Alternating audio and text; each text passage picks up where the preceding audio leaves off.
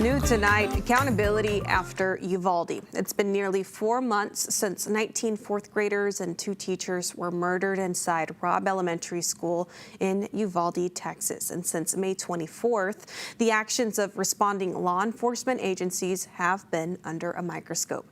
Tonight, we're hearing from DPS Director Stephen McCraw. This is the first time we're hearing from him since the immediate aftermath of the shooting. Jose Alonso is joining us in studio. Jose, what did the director have to say about this ongoing investigation?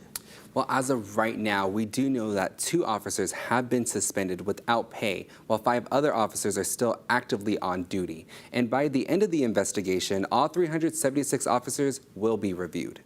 He's got victims in there. There's victims in the room with him? In a Thursday morning interview with Austin affiliate KVUE, DPS Director Stephen McCraw says the agency has some level of culpability in the Uvalde school shooting, but he wants to ensure the public full transparency on what went down in those hallways during the active scene. Video and audio evidence. It can't be disputed. It's there.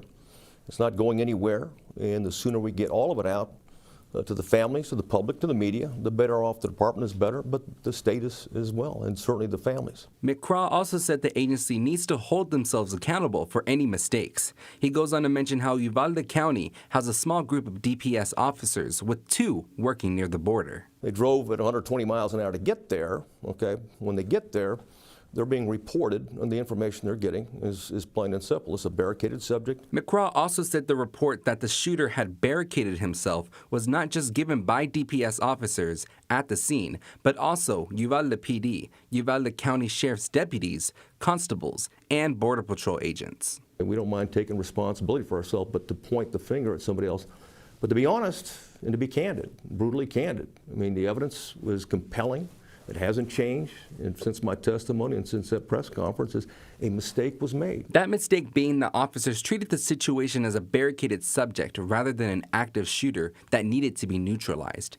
McGraw also speaks about the first press conference he held and how it did not go well with local elected officials who said he was shifting the blame on local law enforcement. And I think they truly believed initially, okay, that it really was a heroic law enforcement response, and that to enter that room was suicidal.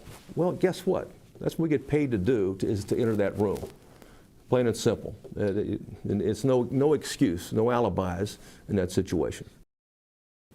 Director McGraw also said when it comes to those 7 officers being investigated by the department's Inspector General, it won't be on a basis of any policy violations. Rather than that, the department has higher expectations and standards when it comes to situations like this. And I'll say this also involved the district attorneys evaluating every officer who responded, right?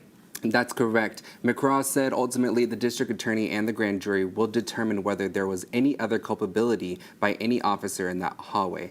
It's definitely very interesting, and we'll be continuing to watch this story to see who ends up becoming accountable, what else has to be unfolded on this in this story. Yes. Exactly, and of course, we're just keeping Uvalde in our minds, staying Uvalde strong, and just continuing to think about those who are continuing to suffer on this. That's right. Thanks so much, Jose.